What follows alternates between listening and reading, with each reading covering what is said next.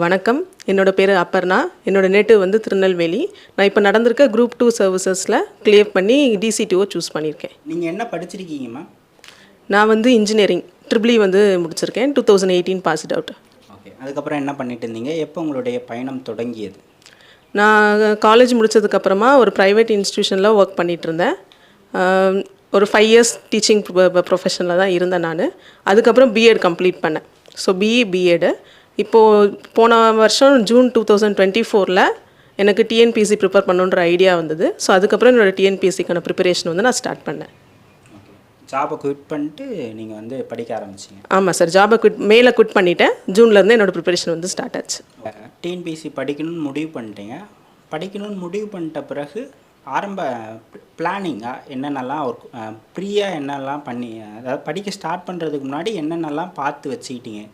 எப்படி படிக்கணும், எந்த மாதிரி படிக்கணும்னு அப்படின்லாம் என்னென்ன ரிசர்ச் பண்ணிங்கன்றதை சொல்லுங்கள். ஓகே, இப்போ நான் வந்து ஃப்ரெஷ்ஷாக தான் இந்த ஃபீல்டுக்குள்ளே வரேன். ஆனால் நான் டீச்சிங்கில் எனக்கு எக்ஸ்பீரியன்ஸ் இருந்ததுனால சிலபஸ்ன்றது முக்கியம் அப்படின்றது எனக்கு ஸ்டார்டிங்லேயே தெரிஞ்சுது. ஸோ சிலபஸ் வந்து டீவியேட் ஆகக்கூடாது அப்படின்றதுனால சிலபஸை ஃபஸ்ட் நான் வந்து அனலைஸ் பண்ணேன். அதுக்கப்புறமா இதுக்கு முன்னாடி இந்த ஃபீல்டில் இருக்கவங்களோட எக்ஸ்பீரியன்ஸ் வந்து எனக்கு தேவைப்பட்டது. ஏன்னா அந்த எக்ஸ்பீரியன்ஸ் வந்து எனக்கு யூஸ் ஆகும் அப்படின்றத நான் வந்து முடிவு பண்ணிக்கிட்டேன். ஸோ இந்த மாதிரி யூடியூப்பில் வந்து டாப்பர்ஸ் எல்லாருமே ஸ்பீச் போட்டிருப்பாங்க இல்லையா, அவங்களோட இதெல்லாம் கொஞ்சம் நான் வந்து பார்த்துட்டு இருக்கும்போது அதுலேருந்து ஒரு சில ஸ்ட்ராட்டஜிஸ் வந்து நான் வந்து கெயின் பண்ணிக்கிட்டேன். அதுக்கப்புறம் சிலபஸ். ஸோ உள்ளே போகும்போதே நான் ஃபஸ்ட்டு தெளிவாக இருந்தது வந்து சிலபஸ் விட்டு டிவியேட் ஆகிடக்கூடாது எக்காரணத்துக்கு கொண்டும். ஏன்னா சிலபஸ் தான் எதுக்காக இருந்தாலுமே ஒரு மெயின் சோர்ஸ் வந்து அந்த சிலபஸ் தான். ஸோ சிலபஸை கண்டிப்பாக ஃபோக்கஸ் பண்ண போகிறேன். இது போக மற்றவங்க என்னென்ன ஸ்ட்ராட்டஜி யூஸ் பண்ணியிருக்காங்க, எப்படி வந்து படிச்சிருக்காங்க அப்படின்ற ஒரு இது நமக்கு எல்லோரும் ஒன்று ஃபாலோ பண்ணியிருப்பாங்க. நமக்கு எது சூட் ஆகும்னு தெரியாது. ஸோ எதெல்லாம் எனக்கு அப்ளிகபிளாக ஆகும்னு எனக்கு ஃபீல் பண்ணிச்சோ நான் அதெல்லாம் கிராஸ் பண்ணிக்கிட்டேன். ப்ரிலிம்ஸ் பற்றி முதல்ல பேசுவோம். ப்ரிலிம்ஸ் தான் முதல்ல நடக்கும். ப்ரிலிம்ஸ் பொறுத்த வரைக்கும் என்ன படிக்கணும், எப்படி படிக்கணும், எங்கேருந்து படிக்கணும் அப்படின்றத எப்படி தெரிஞ்சுக்கிட்டீங்க, அதை பற்றி சொல்லுங்கள். ஓகே சார், ஃபஸ்ட்டு இப்போது நான் குரூப் 2 ப்ரிலிம்ஸ் கொடுக்கும்போது எனக்கு என்னென்னா லாங்குவேஜ் வந்து 100 மார்க்ஸ்க்கு இருந்தது. அதுக்கப்புறம் ஜிஎஸ், அதுக்கப்புறம் ஆப்டிடியூடு. இப்போ நான் வந்து ஸ்கூல் ஆல்ரெடி டீச்சிங் ப்ரொஃபஷன் இருந்ததுனால எனக்கு இங்கிலீஷ் அண்ட் மேக்ஸ் நல்லா வரும். அப்போ நான் எங்கே ஃபோக்கஸ் பண்ணணும் அப்படின்னா ஜிஎஸ் வந்து நான் ஃபோக்கஸ் பண்ணணும். ஆல்ரெடி நான் இங்கிலீஷ்லையும் ஆப்டிடியூட்லையும் ஸ்ட்ராங்கு. அப்படி இருக்கும்போது இங்கிலீஷ்க்கு என்ன சோர்ஸ் அப்படின்னு சொல்லி நான் மற்றவங்களாம் சொன்னதை வச்சு பார்க்கும்போது ஸ்கூல் புக்கு தான் சோர்ஸாகவே அவங்க சொன்னாங்க. அப்போ ஸ்கூல் புக்குன்றது ரொம்ப முக்கியம். அப்போ அதை விட்டு நம்ம வேறு எங்கேயும் போக தேவையில்ல. ஏன்னா இருக்க டைம் எனக்கு ஷார்ட் ஸ்பேன். நான் ஜூனில் ஸ்டார்ட் பண்ணியிருக்கேன். எனக்கு செப்டம்பரில் எக்ஸாம் வரப்போகுது. அப்போ ஜூன், ஜூலை, ஆகஸ்ட் இந்த 3 மந்த்ஸை நான் கரெக்டாக யூட்டிலைஸ் பண்ணணும். அதுக்கு எனக்கு மற்ற அவுட் சோர்ஸ் போகிறதுக்கான டைம் லிட்ரலி இல்லை. அதுதான் உண்மை. அப்போ நான் ஸ்கூல் புக்கை தான் ஸ்ட்ராங்காக பிடிக்கணும் அப்படின்ற ஒரு மைண்ட் செட்டில் இருந்தேன். அதுக்கப்புறம் மற்றவங்க என்ன சொன்னாங்க அப்படின்னா டெஸ்ட் சீரிஸ் முக்கியம்னு சொன்னாங்க, டெஸ்ட் போடணும் அப்படின்ட்டு.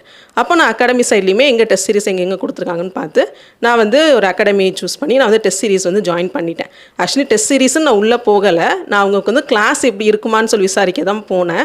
ஆனால் அவங்க கொடுத்துட்டு இருந்த கிளாஸ் வந்து பிசிஎம் கிளாஸ் கொடுத்துட்டு இருந்தாங்க. அது 8 months 1 year அந்த மாதிரி போயிட்டு இருந்தது. ஆனால் எனக்கு டைம் இல்லை, லிட்ரலி டைம் இல்லை. ஸோ நான் சூஸ் பண்ணிக்கிட்டது வந்து டெஸ்ட் சீரிஸ் அப்படின்னு எடுத்துக்கிட்டேன். ஸோ டெஸ்ட் சீரிஸ் அட்மிஷன் போட்டுட்டு வந்துட்டு இப்போ நான் ஸ்டார்ட் பண்ண போகிறேன். நான் ஃபஸ்ட் எடுத்த சப்ஜெக்ட் என்னென்னா பாலிட்டி. ஸோ பாலிட்டியில் வந்து ஏன்னா எல்லாருமே அதுதான் முக்கியம்னு சொல்லி சொன்னாங்க. ஸோ அதனால பாலிட்டி சூஸ் பண்ணேன். ஸ்டார்ட் பண்ணதுக்கப்புறமா ஸ்கூல் புக்ஸ் தான் எடுத்தேன். ஆனால் எனக்கு வந்து ஸ்கூல் புக்ஸ் அந்த சிலபஸ் வைஸ் தேடி படிக்க ரொம்ப டைம் எடுத்துது. லிட்ரலி டைம் எடுத்துது. எனக்கு 6th கொஞ்சம் இருந்தது, 7th கொஞ்சம் இருந்தது. எப்படி கம்பைல் பண்ணி சிலபஸ் வைஸ் படிக்கணும் அப்படின்றது வந்து எனக்கு தெரியல. எனக்கு இதுவே வந்து 1 week போச்சு. அப்போ ஒரு சப்ஜெக்ட் முடிக்கிறதுக்கு நான் 1 week எடுக்கிறேன் அப்படின்னா என்னால் ஆகஸ்ட், செப்டம்பருக்குள்ளே என்னால் சிலபஸை கம்ப்ளீட் பண்ண முடியாது. இந்த அட்டெம்ப்ட் வந்து கரெக்டாக கொடுக்க முடியாதுன்றதை வந்து நான் இது பண்ணேன். ஸோ யூடியூப்பில் வந்து கிளாஸஸை சர்ச் பண்ண ஆரம்பித்தேன். ஒரு இன்ஸ்டியூட்டுமே அவங்க ஃப்ரீயாகவே கிளாஸஸ் வந்து எடுத்திருந்தாங்க. அப்படி நான் பார்த்து எனக்கு வந்து குருநாத் அகாடமியோட வீடியோ கோர்சஸ் வந்து என் கண்ணில் பட்டுது. ஸோ அவங்களோட ஃபுல் வீடியோ கோர்ஸை வந்து நான் வாங்கிக்கிட்டேன் ப்ரிலிம்ஸை பொறுத்த வரைக்கும். ஸோ அவங்க வீடியோவை அந்த டெஸ்ட் சீரிஸ் ஷெட்யூலுக்கு ஏற்ற மாதிரி வீடியோஸ் பார்ப்பேன், கம்ப்ளீட் பண்ணுவேன், நோட்ஸ் எடுப்பேன், போய் டெஸ்ட் அட்டன் பண்ணுவேன். நான் வந்து ஆன்லைனில் தான் போட்டிருந்தேன். ஸோ ஆன்லைன் டெஸ்ட்டு ஆன்லைனில் அட்டன் பண்ணுவேன். இதே தான் ரொட்டீனாக இருந்தது. ஸோ ஷெட்யூல் வைஸு வீடியோஸ் பார்ப்பேன், நோட்ஸ் எடுப்பேன், டெஸ்ட்டு. இப்படியே தான் ஆகஸ்ட் வரைக்குமே போச்சு. பை ஆகஸ்ட் எண்டு நான் போர்ஷனை வந்து சிலபஸ் வந்து கம்ப்ளீட் பண்ணியாச்சு. சிலபஸ் அந்த வீடியோஸ் எல்லாமே நான் பார்த்து முடிச்சுட்டேன். நோட்ஸும் இப்போ என் கையில் ரெடியாக இருக்குது, கம்ப்ளீட் பண்ணியாச்சு. நான் ஒமிட் பண்ணது வந்து சயின்ஸ் ஏன் நான் ஒமிட் பண்ணிட்டேன் அப்படின்னா வெயிட்டேஜ் விசாரிக்கும் போது வெயிட்டேஜ் வந்து கொஞ்சம் கம்மியாக இருந்தது சயின்ஸ் பக்கம். அதுவும் இல்லாமல் நான் வந்து bio department 11th and 12th so பேசிக்ஸாக அவங்க ரொம்ப டீப்பாக போய் அவங்க கேட்க போகிறதில்ல டிஎன்பிசியை பொறுத்த வரைக்கும். ஏன் டீப்பாக கேட்க மாட்டாங்க அப்படின்னா, இன்கேஸ் அவங்க ஒரு சப்ஜெக்டை டீப்பாக கேட்டுட்டாங்க அப்படின்னா அந்த சப்ஜெக்டை படித்தவங்களுக்கு அது வந்து எட்ஜ் ஆகிடும். ஸோ அதனால் ரொம்ப டீப்பாக இந்த மாதிரி சப்ஜெக்ட்ஸில் வந்து கொஸ்டின் வரப்போகிறதில்ல. ஸோ மாடரேட்டாக வரும்போது எல்லாரும் மாதிரி நம்ம அட்டன் பண்ணிவிடுவோம். ரொம்ப டீப்பாக போனால் பரவாயில்ல அப்படின்ற ஒரு மைண்ட் செட்டுக்கு நான் வந்தாச்சு. அதே மாதிரி யூனிட் 8ல் லிட்ரரி பார்ட் இருக்குது, தமிழ் சம்மந்தப்பட்டது. ஸோ அதுவுமே நான் வந்து ஸ்கிப் பண்ணேன், அதுக்குள்ளே நான் போகலை. ஸோ இதை தவிர்த்து மற்றது எல்லாமே சிலபஸ் வைஸ் கம்ப்ளீட் பண்ணியாச்சு பை ஆகஸ்ட் எண்டு. இப்போ எனக்கு செப்டம்பர் 14 எக்ஸாம் இருக்குது. இன்னும் என் கையில் வந்து 13 டேஸ் இருக்குது. இந்த 13 டேஸில் திரும்ப நான் ஸ்கூல் புக் எடுத்தேன். இப்போ எனக்கு சிலபஸில் என்னென்ன படிக்கணும்னு நான் சிலபஸ் வைஸ் படித்து வச்சாச்சு. இப்போ ஸ்கூல் புக்கில் என்ன படிக்கணும், என்ன ஒமிட் பண்ணணும்னு எனக்கு தெரிஞ்சிருந்தது. ஸோ அப்போ எனக்கு ஸ்கூல் புக் கவர் பண்ண ஈஸியாக இருந்தது. ஸோ ஸ்கூல் புக்கு 6th-லேருந்து 10th வரைக்கும் கவர் பண்ணேன். அதுக்கப்புறம் நான் நோட்ஸ் ரிவைஸ் பண்ணேன், மார்க் போட்டேன், ப்ரிலிம்ஸ் அட்டன் பண்ணேன் சார். ஒரு டீச்சிங் ப்ரொஃபஷனலில் இருந்ததால் லாங்குவேஜும் மேக்ஸும் உங்களுக்கு எளிமையாக இருந்ததுன்னு சொன்னீங்க. ஆனாலும் கூட அதை நம்ம படிக்க வேண்டியது இருக்கும். ஸோ அதுக்கு எந்த மாதிரி நீங்கள் ப்ரிப்பேர் பண்ணீங்கன்றதை சொல்லுங்கள். ஸோ இப்போ நான் வந்து ஃபுல் டைம் ஆஸ்பிரண்ட் தான் இல்லையா, எனக்கு இப்போ எந்த ஒர்க்குமே இல்லை, ஃபுல்லாக நான் வந்து ஸ்டடீஸில் தான் ஃபோக்கஸ் பண்ண போகிறேன். ஸோ மார்னிங் செஷன் ஃபுல்லாக நான் வந்து இங்கிலீஷ்க்குன்னு சொல்லி நான் வந்து டைம் ஒதுக்கிட்டேன். அப்போ இங்கிலீஷில் வந்து கிராமரு, லிட்ரரி பார்ட் இருக்கும். லிட்ரரி பார்ட் புக்கில் இருக்கிறது தான் வரப்போகுது. ஸோ அதை லைன் பை லைன் நம்ம ரீட் பண்ணணும். இதெல்லாம் பார்த்துட்டேன். கிராமர் வந்து கான்செப்ட் பேஸ் தான். நான் இதே மாதிரி ப்ரீவியஸ் இயர் கொஷின்ஸ் எடுத்து பார்க்கும்போது கிராமர் வந்து எக்ஸாக்டாக அவங்க புக்கில் இருந்து கேட்ட மாதிரி எனக்கு தெரியல. ஸோ கான்செப்ட் நமக்கு தெரிஞ்சிருக்கணும் அப்படின்றத நான் இது பண்ணிட்டேன். ஸோ கான்செப்ட் வைஸ் கிராமருக்கான இது டெய்லியுமே போகும். நமக்கு அதுலேயும் ஒரு சில விஷயங்கள் வந்து கன்ஃபியூசிங் ஃபேக்டாக இருக்கும் இங்கிலீஷ் கிராமரை பொறுத்த வரைக்கும். ஸோ அந்த கன்ஃபியூஸாக எது இருக்குது அப்படின்றத நான் தனியாக நோட் பண்ணிக்கிட்டே வந்தேன். ஏன்னா லாஸ்ட் டைம் ரிவிஷனுக்கு எனக்கு யூஸ் ஆகும் அப்படின்னு சொல்லிட்டு அது இங்கிலீஷ்க்கு இப்படி ஒதுக்கிக்கிட்டேன். ஸோ ஆஃப்டர்நூன் டைம் வந்து ஆப்ஸுக்கு ஆப்டிடியூட் பார்க்குறதுக்கு வந்து டைம் ஸ்பெண்ட் பண்ணிக்கிட்டேன். எனக்கு ஆப்டிடியூட்ஸ் ஃபஸ்ட் நான் கான்செப்ட் வைஸ் தான் போனேன். எல்சிஎம், எக்ஸிஎஃப், பர்சன்டேஜ், சிம்பிளிஃபிகேஷன் இந்த மாதிரி கான்செப்ட் வைஸ் முடிச்சதுக்கு அப்புறமா ஒரு செட்டு கொஸ்டின் 25 கொஸ்டின்ஸ் ஒரு செட்டில் இருக்குது அப்படின்னா ஒரு செட்டாக எடுத்து சால்வ் பண்ணி இப்படி என்னோட ப்ரிப்பரேஷன் வந்து ஆப்டிடியூடுக்கு வந்து போச்சு. ஸோ ஜிஎஸ்க்கு வந்து வீடியோ பார்க்குறது, நோட்ஸ் எடுக்கிறது இப்படி தான் போச்சு. குரூப் 2 இல்லை குரூப் 2 ப்ரிலிம்ஸ் இல்லை குரூப் 4கே கூட ஒரு கான்செப்ட் நிறைய பேர் சொல்கிற கான்செப்ட் என்னவா இருந்ததுன்னா, லாங்குவேஜ் 100 மார்க்குங்க, மேக்ஸ் 25 மார்க்கு, இது ரெண்டுத்தையும் நம்ம வந்து தரவா 120க்கு மேலே போட்டோன்னு வைங்க, ஜிஎஸ்ல அப்படி எப்படி போட்டாலும் ஒரு 35-40 வந்துடும், நம்ம ப்ரிலிம்ஸ் கிளியர் பண்ணிடலாம் அப்படின்னு ஒரு கான்செப்ட் சொல்கிறாங்க. அந்த கான்செப்ட் இதுக்கப்புறமும் ஒர்க் அவுட் ஆகுமா, இல்லை நம்ம ஜிஎஸ்க்கு முக்கியத்துவம் கொடுக்க வேண்டிய காலகட்டத்தில் இருக்கோமா? இந்த கான்செப்ட் வந்து இன்னும் ஒர்க் அவுட் ஆகாது. ஏன் அப்படின்னா சிலபஸ் வந்து சேஞ்ச் பண்ணிட்டாங்க.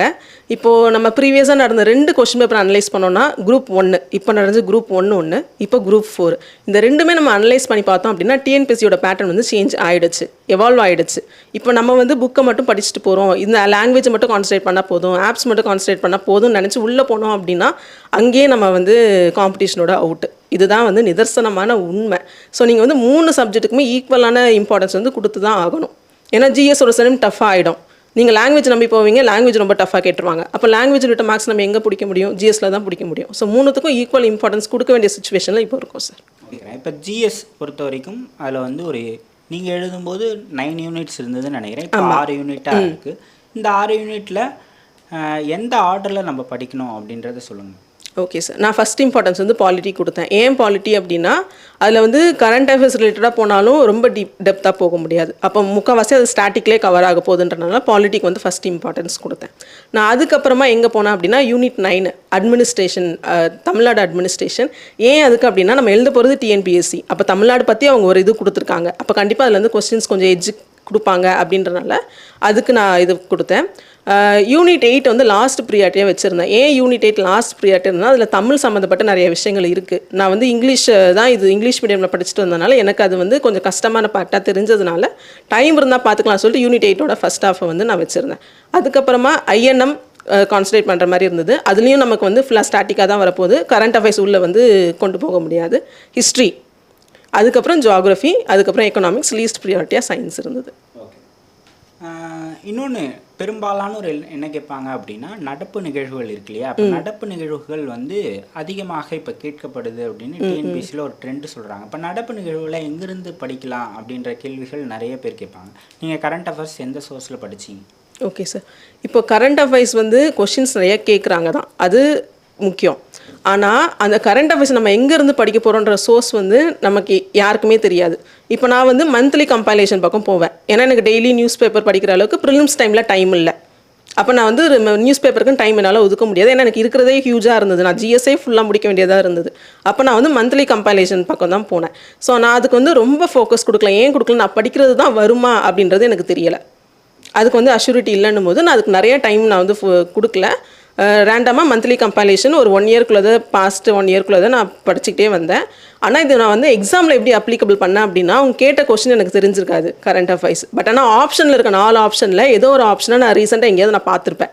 நான் அந்த ஆப்ஷனை வந்து நான் சூஸ் பண்ணிடுவேன். ஏன்னா அது கரண்ட் அஃபேர்ஸ் ரிலேட்டடாக இருக்கிறதுனால. இது வந்து எனக்கு நல்லா ஹெல்ப் பண்ணிச்சு. எனக்கு ஆன்சர்ஸுமே கரெக்டாக வர இதுக்கு இது ஹெல்ப் பண்ணிச்சு. ப்ரிலிம்ஸ் பொறுத்த வரைக்கும் நோட்ஸ் எதுவும் எடுத்தீங்களா ப்ரிலிம்ஸ்க்காக படிக்கிறதுக்கு? ஆமாம் சார், நான் சொன்னேன் இல்லையா, நான் வந்து வீடியோ கோர்ஸ் பர்ச்சேஸ் பண்ணியிருந்தேன்ட்டு. அவங்க நடத்த நான் ஹேண்ட் ரிட்டன் நோட்ஸ் நான் எடுத்துக்கிட்டே வந்துட்டேன். ஏன் நான் நோட்ஸ் ரொம்ப ஃபோக்கஸ் பண்ணேன் அப்படின்னா, நான் சீனியர்ஸ் கிட்ட கேட்டேன். அப்போ அவங்க வந்து நோட்ஸ் ரொம்ப முக்கியம் அப்படின்னு சொன்னாங்க. இப்போ இன்கேஸ் எனக்கு இந்த அட்டெம்ப்ட் வரலை அப்படின்னா நான் திரும்ப இதை என்ன பண்ணணும், ஃப்ரெஷ்ஷாக ஸ்டார்ட் பண்ணுற மாதிரி ஆகிடும். அப்போ நான் திரும்ப எல்லாத்தையும் ஃபஸ்ட்லேருந்து பண்ணணும். அதுக்கு நான் வந்து ரெடியாக இல்லை. அப்போ ஃபஸ்ட்டு இதுலேயே நம்ம எல்லாத்தையும் கிளியர் பண்ணிடணும் அப்படின்ற ஒரு அட்டெம்ப்ட்டில் நான் நோட் ஸ்டார்ட் பண்ணேன். என்னோட ஒரு சப்ஜெக்ட்டுக்கும் ஒரு நோட் போட்டேன். ஓகேங்களா? இப்போது பாலிட்டி அப்படின்னா அதுக்குன்னு செப்பரேட்டாக ஒரு நோட்டு. அதில் ஃபர்ஸ்ட் பேஜில் சிலபஸ் இருக்கும். அதே மாதிரி ஒரு சைடு ஆஃப் நோட் தான் எழுதியிருப்பேன். இன்னொரு சைடு நோட் வந்து பிளாங்காக இருக்கும். ஒரு பேஜ் மட்டும் தான் ஃபில் பண்ணிக்கிட்டே நான் வந்தேன். இன்னொரு சைடு வந்து அடிஷ்னல் நோட்ஸ் நம்ம திரும்ப எடுக்க போகிறோம் அப்படின்னா அது இந்த சைடில் நோட் பண்ணிக்கலாம் அப்படின்றதுக்காக ஒரு சைடு பிளாங்காக இருக்கும், ஒரு சைடு எடுத்துக்கிட்டேன். ஸோ ஒரு சப்ஜெக்ட் முடிய எனக்கு நோட்ஸுமே சைடில் ரெடி ஆகிக்கிட்டே தான் வந்தது. அப்போ பை ஆகஸ்ட் எண்டு எனக்கு சயின்ஸை தவிர மற்றது எல்லாருக்குமே கையில் ஹேண்ட் ரிட்டன் நோட்ஸும் இருந்தது, நான் படிச்சிருந்தேன். நீங்கள் சொல்கிற காலகட்டம் பார்த்தா ஒரு 4 மாதத்தில் நீங்கள் வந்து ஒரு சிலபஸை கம்ப்ளீட் பண்ணியிருக்கீங்க. ஆமாம் சார். நிறைய பேர் என்கிட்ட டிஎன்பிஎஸ்சி படிக்க வந்த பிறகு நம்ம என்ன படிக்கணும் எப்படி படிக்கணும்னு தெரிஞ்சிக்கவே ஒரு 2-3 மாதம் ஆகிடும் அப்படின்லாம் சொன்னாங்க. அவ்வளோ குயிக்காக உங்களால் எப்படி அதை கம்ப்ளீட் பண்ண முடிஞ்சுது அப்படின்னு நினைக்கிறீங்க? என்னெல்லாம் சரியாக பண்ணீங்க அந்த காலகட்டங்களில்? என்னால் கம்ப்ளீட் பண்ண முடிஞ்சதுக்கு ரீசன் வந்து ஃபஸ்ட்டு எனக்கு வேறு சாய்ஸ் இல்லை. நான் கம்ப்ளீட் பண்ணி தான் ஆகணும். எவ்வளோ நேரம் எடுக்கிறனோ, எவ்வளோ எஃபர்ட் போடுறனோ, நான் என்ன வேணால் பண்ண போகிறேன். ஆனால் எனக்கு வந்து இந்த ப்ரிலிம்ஸை வந்து கிளியர் பண்ணணும் அப்படின்ற ஒரு மைண்ட் செட்டில் தான் நான் இருந்தேன். லிட்ரலி சொன்ன போனால் தூக்கமே இருக்காது சார். தூக்கமே வராது. அது கிட்டத்தட்ட அது அப்படியே ஆகி போச்சு.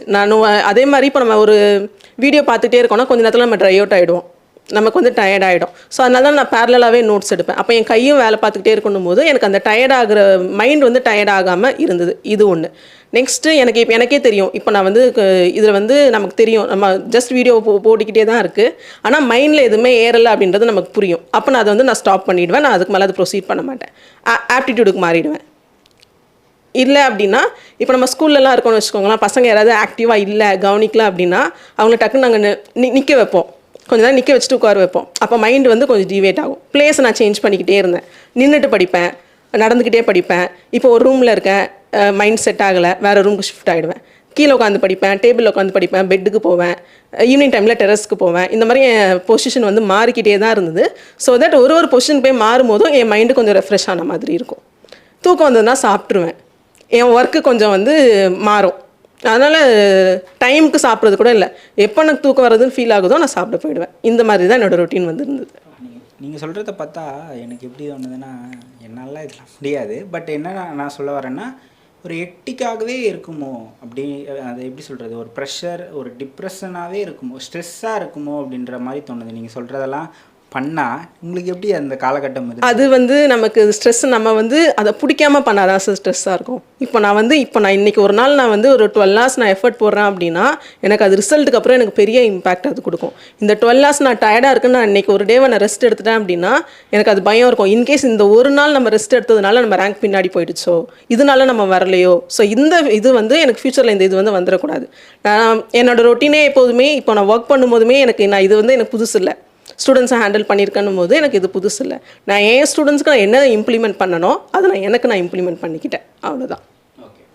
இன்னொன்று, இப்போ நம்ம சிலபஸ் கம்ப்ளீட் பண்ணுறோம், ரீட் பண்ணுறோம் ஒன் டைம் அப்படின்றத தாண்டி நம்ம எவ்வளோ ரிவைஸ் பண்ணியிருக்கிறோமோ, ரிவிஷனை பொறுத்தும் டெஸ்ட் பேட்சை பொறுத்தும் தான் நம்ம படித்தது நம்ம மைண்டில் நிற்கும். ஸோ ரிவிஷன் எவ்வளோ நாட்கள் பண்ணீங்க, டெஸ்ட் எவ்வளோ போட்டு பார்த்துருப்பீங்க? இப்போது எனக்கு வந்து இப்போ நான் இப்போ என் ரொட்டீன் போய்கிட்டே இருக்குது. திடீர்னு வந்து எனக்கு அந்த டே வந்து ஒழுங்காக கொண்டு போக முடியல. எனக்கு ஒரு ரெஸ்ட்டு தேவை அப்படின்னா நான் எடுத்த நோட்ஸை போராட்ட ஆரம்பிச்சிருவேன். அது வந்து கண்ணால் பார்த்தா போதும். ரிவைஸ் பண்ணுறோம் அப்படின்னா அது நான் எழுதின நோட்ஸை என் கண்ணால் நான் பார்த்துடணும். அப்படி அது அப்படி நடுவில் வந்து புரட்டிக்கிட்டே இருக்கிற பழக்கம் எனக்கு இருந்தது. அண்ட் லாஸ்ட்டு செப்டம்பர் 1லேருந்து எனக்கு போர்ஷன் முடிக்கலையா பரவாயில்ல, நான் சயின்ஸ் முடிக்கல, நான் வந்து என்ன சொல்கிறது டிமோட்டிவேட் ஆகலை, பரவாயில்ல சயின்ஸ் வேண்டாம், நம்ம இருக்கிறத தெளிவாக பண்ணுவோம்னு சொல்லிட்டு நான் செப்டம்பர் 1லேருந்தே மோஸ்ட்டாக ரிவிஷன் தான் ஸ்டார்ட் பண்ணேன். ஒரு நாளைக்கு ஒரு நோட்டை புரட்டுவேன். டெஸ்ட்டு ஏதாவது நான் போட்டிருந்தேன் அப்படின்னா அந்த டெஸ்ட்டில் என்ன மிஸ்டேக்ஸ் வந்திருக்குன்றதை வந்து ரீகலெக்ட் பண்ணுவேன். எவ்வளோ டைம் இருக்கோ அதுக்கு தான் பண்ண முடியும், அதை தான் பண்ணேன். நான் ரொம்ப ஸ்ட்ரெஸ் அவுட்லாம் பண்ணிக்கல சார் ஆக்சுவலி. இப்போ இந்த ப்ரிலிம்ஸ் படிக்கிற காலகட்டங்கள்லேயே இப்போ நிறைய நீங்கள் டெஸ்ட் போடும்போது தான் செல்ஃப் அனலைஸ் பண்ணணும் அப்படின்னு சொல்லுவாங்க. நம்ம எத்தனை கேள்விகள் சரியாக போட்டிருக்கோம், எத்தனை நமக்கு தெரிஞ்சே சரியாக போட்டிருக்கோம், எத்தனை நம்ம இதுவாக போட்டு சரியாகிருக்கு, அந்த மாதிரி அனலைசிஸ்லாம் பண்ணிங்களா? எனக்கு ஆக்சுவலி அந்த அனலைஸ் பண்ண டைம் இல்லை. நான் வந்து சிலபஸை முடிக்கணுன்றதை நோக்கி ஓடினதுனால எனக்கு அந்த அனலைஸ் பண்ணுற டைம் இல்லை. அதுமாதிரி பிஒய்க்யூவும் அனலைஸ் பண்ணணும்னு சொல்லுவாங்க. எனக்கு பிஒய்க்யூ பார்க்கவும் டைம் இல்லை லிட்ரலி. ஏன்னா நான் சிலபஸ் இப்போ தான் ஸ்டார்ட் பண்ணியிருக்கேன் அப்படி இருக்கும்போது. ஆனால் இது வந்து தப்பு அப்படின்றத நான் ப்ரிலிம்ஸ் எக்ஸாமுக்கு அப்புறம் நான் ரியலைஸ் பண்ணேன். என்ன ரியலைஸ் பண்ணேன்னா, நான் ஒரு டெஸ்ட்டில் நான் போட்டிருக்கேன், அங்கேயும் நான் தப்பாக தான் பண்ணியிருக்கேன். அதே கொஸ்டின் எனக்கு எக்ஸாமில் ரிஃப்ளெக்ட் ஆகிருக்கு, அங்கேயும் நான் தப்பாக தான் பண்ணேன். நான் பார்த்துருந்தேன்னா அந்த கொஸ்டினை நான் கரெக்டாக போட்டிருப்பேன். இப்படி வந்து நான் தப்பாக போடும்போது எனக்கு அது என்ன ஆயிடுச்சுன்னா, அந்த ஒரு கொஸ்டின் தான் இருந்தாலும் நமக்கு வந்து வருமா வராதான்றது ரேஞ்சுக்குள்ள அந்த ஒரு கொஸ்டினே கொண்டு போய் விட்டுரும். இது வந்து நான் பண்ண தப்பு அப்படின்றத நான் ரியலைஸ் பண்ணேன். ஆனால் எனக்கு டைம் இல்லை, அதுவும் உண்மை. எனக்கு டைம் இல்லை, நான் அதை நான் பண்ணலை. ஆனால் டைம் இருந்திருந்தால் நான் கண்டிப்பாக என்னோடய டெஸ்ட்டை வந்து அனலைஸ் பண்ணியிருப்பேன். இப்போ ஃப்யூச்சரில் ப்ரிப்பேர் பண்ணுறவங்க நீங்கள் பண்ணுற தப்பை நீங்கள் அனலைஸ் பண்ணி அதை நோட் பண்ணி வைக்க வேண்டியதுன்றது வந்து ரொம்ப முக்கியமான ஒரு விஷயம். அது எக்ஸாம் ஹாலில் வந்து நமக்கு ரொம்ப கஷ்டம், நம்ம ரொம்ப கஷ்டத்தை கொடுத்துரும். சரி, இந்த கொஸ்டின் நம்ம கண்ணில் பட்டுது, நமக்கு அது தெரியும், அந்த தப்பை நான் அங்கே திருத்தியிருந்தேன்னா இன்றைக்கி இந்த தப்பை நான் பண்ணியிருக்க மாட்டேன். ஆனால் இந்த இடத்துல எனக்கு அந்த கொஸ்டின் வந்து போயிடுச்சு அப்படின்றது வந்து ரொம்ப ஹார்டாக நம்மளை ஹிட் பண்ணும். ஒரு ஃபஸ்ட் டைம் எழுதுகிற ஆஸ்பிரண்ட்டாக இருந்தாலும் சரி, நிறைய அனுபவம் உள்ள ஆஸ்பிரண்ட்டாக இருந்தாலும் சரி, அந்த 3 மணி நேரத்தில் எப்படி குறைவான தவறுகளை பண்ணுறாங்களோ அவங்க தான் ஜெயிக்க போகிறாங்க இல்லையா? ப்ரிலிம்ஸ் பொறுத்த வரைக்கும் நீங்கள் எதுவும் மிஸ்டேக்ஸ் பண்ணிங்களா? என்னெல்லாம் சரியாக பண்ணீங்க? எப்படி அந்த எக்ஸாமை ஹேண்டில் பண்ணீங்க? ஏன்னா முதல் முறை நீங்கள் எழுத போகிறீங்க, நிறைய டெஸ்ட்டு போட்டிருந்தாலும் ரியலாக பண்ணுறதுன்றது வேறு இல்லையா? அந்த எக்ஸாம் அனுபவத்தையும் அங்கே நீங்கள் எதுவும் தவறுகள் செஞ்சுருந்தீங்களா, என்னெல்லாம் சரியாக பண்ணீங்கன்றதை சொல்லுங்கள். Okay sir. இப்போது நான் இது ஃப்ரெஷருன்றனால நான் உள்ளே வரும்போதே என்கிட்ட நான் அடிக்கடி சொல்லிக்கிற விஷயம் என்ன அப்படின்னா, என் கூட 1 இயர் படித்தவங்களும் போட்டி போட போகிறாங்க, 4 இயர்ஸ் படித்தவங்களும் போட்டி போட போகிறாங்க, 5 இயர்ஸ் படித்தவங்களும் போட்டி போட போகிறாங்க. இப்போ என்ன மாதிரி உள்ள வந்தவங்களும் என் கூட காம்படிட்டராக தான் இருக்க போகிறாங்க. அப்போ இங்கே டிசைடிங் ஃபேக்டர் என்ன அப்படின்னா, அந்த 3 hours நான் எக்ஸாம் ஹாலில் எப்படி நான் யூஸ் பண்ண போகிறேன் அப்படிங்கிறது தான். ஸோ நான் வந்து ப்ரிப்பேர்டாக தான் உள்ளே போனேன். கொஸ்டின் அப்புறம்னா நீ கொஸ்டின் பேப்பரை திறப்ப, உனக்கு ஃபஸ்ட்டு 5 பேஜ் உனக்கு ஒன்றுமே தெரியாது தான், பரவாயில்ல, பேப்பரை திருப்பின்ற மைண்ட் செட்டில் தான் சார் நான் உள்ளே போனேன். அதே மாதிரி நான் பேப்பரை ஓப்பன் பண்ணேன். அதில் எப்போவுமே ஃபஸ்ட்டு தான் லாங்குவேஜ் பாட்டு இருக்கும். இந்த வாட்டி ஃபஸ்ட்டு வந்து ஜிஎஸ் பாட்டு இருந்தது, லாங்குவேஜ் வந்து பின்னாடி இருந்தது. வழக்கம் போல் திறக்கும் போதே எனக்கு ஃபஸ்ட்டு 5 பேப்பரில் எனக்கு ஒன்றுமே தெரியல தான். பரவாயில்ல, தெரியல, ஜிஎஸ் வேண்டாம், லாஸ்ட்டில் பார்த்துக்கலாம், லாங்குவேஜ் பக்கம் போயிடு அப்படின்னு சொல்லிட்டு நான் லாங்குவேஜ் பக்கம் போனேன். லாங்குவேஜை தான் நான் ஃபஸ்ட்டு அட்டன் பண்ணேன். அதே மாதிரி அட்டன் பண்ணும்போது நமக்கு இருக்கிற ஸ்ட்ரெஸ்ஸில் என்ன ஆகிடும் அப்படின்னா, கரெக்டான நம்பரில் போய் நம்ம ஷேட் பண்ண மாட்டோம். ஏன்னா இப்போ ஆர்டரில் வரேன் அப்படின்னா ஓகே, நான் எங்கேருந்து போகிறேன் 100லேருந்து தான் ஸ்டார்ட்டே பண்ணுறேன். அப்போ அந்த ஷேட் பண்ணுற விஷயத்தில் நான் கரெக்டாக இருக்கணும். எனக்கு தெரிஞ்ச கொஸ்டினை தப்பாக ஷேட் பண்ணி தப்பாகிடக்கூடாது. இதில் நான் ரொம்ப கான்சன்ட்ரேட் பண்ணேன். கஷ்டமாக இருக்க கொஸ்டின் எல்லாருக்குமே கஷ்டமாக தான் இருக்க போகுது. இப்போ 10 கொஸ்டின் கஷ்டமாக இருக்குது அப்படின்னா எனக்கு மட்டும் அது கஷ்டம் இல்லை, எல்லாருக்குமே அது கஷ்டம் தான். 10 கொஸ்டின் ஈஸியாக இருக்குது அப்படின்னா அது எனக்கு மட்டும் ஈஸி இல்லை, எல்லாருக்குமே ஈஸி தான். எல்லாருக்கும் ஈஸியாக இருக்க கொஸ்டினை நான் தப்பு பண்ணிட்டேன் அப்படின்னா நான் காம்படிஷனில் பின்னாடி போயிடுவேன். அப்போ எல்லாருக்கும் தெரிஞ்ச கொஸ்டினை நான் தப்பு பண்ணிடக்கூடாது. தெரியலையா கொஸ்டின், பரவாயில்ல, தட்ஸ் லக் ஃபேக்டர். தெரியாத கொஸ்டின் அப்படி தான் வரப்போகுது அப்படின்றத நான் மைண்ட் செட் பண்ணிக்கிட்டேன். ஃபஸ்ட்டு இங்கிலீஷ் தான் அட்டன் பண்ணேன், அதுக்கப்புறம் ஆப்டிடியூட் வந்தேன். அதே மாதிரி எனக்கு என்னென்னா இப்போ 25 கொஸ்டின் ஆப்டிடியூடில் இருக்குது அப்படின்னா கண்டிப்பாக 5 கொஸ்டின் டைம் கன்சியூமிங் கொஸ்டினாக தான் இருக்கும். அப்படி தான் செட் பண்ணுவாங்க. அந்த 5 கொஸ்டினை நம்ம டைமை எடுத்துக்கிட்டோம் அப்படின்னா பின்னாடி 15 கொஸ்டினை நம்ம விட போகிறோம். இது வந்து என் மைண்டில் இருந்தது. ஸோ மேக்ஸை பொறுத்த வரைக்கும் ஒரு டைம் நான் ட்ரை பண்ணுவேன், ஆன்சர் வரலையா நான் நெக்ஸ்ட்டுக்கு போயிடுவேன். அந்த இதில் நான் திரும்ப ரீட்ரை வந்து பண்ண மாட்டேன். லாஸ்ட்டில் டைம் இருந்தால் தான் அந்த கொஸ்டினை ரீட்ரை பண்ணுவேன், இல்லைனா பண்ண மாட்டேன். இப்படி தான் இருந்தது. நெக்ஸ்ட் வந்து ஜிஎஸ் போகும்போதே நான் என்ன மைண்ட் செட் பண்ணிக்கிட்டேன் அப்படின்னா, ஃபேக்சுவல் கொஸ்டின் கொஞ்சம் தான் இருக்கும். அதே மாதிரி இந்த ஸ்டேட்மெண்ட் டைப் கொஸ்டின்ஸ்லாம் நிறையா இருக்கும். ஏன் அப்படின்னா டைம் கன்சியூமிங்காக நான் திரும்ப அதை ரீட் பண்ணனா திரும்ப எனக்கு டைம் ஆகும். சிங்கிள் ரீடில் நான் அண்டர்ஸ்டாண்ட் பண்ணணும். எனக்கு இங்கிலீஷில் படிக்கும்போது புரியலையா, நான் அடுத்த ரீடே தமிழுக்கு போயிடுவேன். நான் திரும்ப இங்கிலீஷை வந்து ரீட் பண்ண மாட்டேன், ஏன்னா எனக்கு அது வந்து டைம் கன்சியூம் பண்ணும். திரும்ப தமிழில் படிப்பேன், அதுக்கப்புறம் தான் நான் அதுக்கூட ஆன்சரை வந்து போடுவேன். இன்கேஸ் தெரியல அப்படின்னா ரொம்ப யோசிச்சுக்கிட்டே இருக்க மாட்டேன், I will shift the question. அந்த 3 ஹார்ஸில் நீங்கள் வந்து ஆன்சர் கரெக்டாக போடுறீங்க போடலன்றது செகண்டரி. பட் ஆனால் எந்த கொஷினை ஸ்கிப் பண்ணணும், எந்த கொஷினுக்கு வந்து டைம் ஸ்பெண்ட் பண்ணுன்ற ஒரு மெத்தட் வந்து உங்களுக்கு தெரிஞ்சிருக்கணும். நீங்கள் ஸ்கிப் பண்ணாமல் ஒரு கொஷின் நீங்கள் அப்ரோச் பண்ணுறீங்க அப்படின்னா அது பின்னாடி உங்களுக்கு கண்டிப்பாக ஒரு 10 to 15 கொஷினை அஃபெக்ட் பண்ணிடும். ஸோ இதை நான் கரெக்டாக எந்த கொஷின் தெரியல அதை நான் கரெக்டாக ஸ்கிப் பண்ணேன் சார். செப்டம்பர் 28 இந்த ஆண்டு வந்து ப்ரிலிம்ஸ் நடக்க போகுது.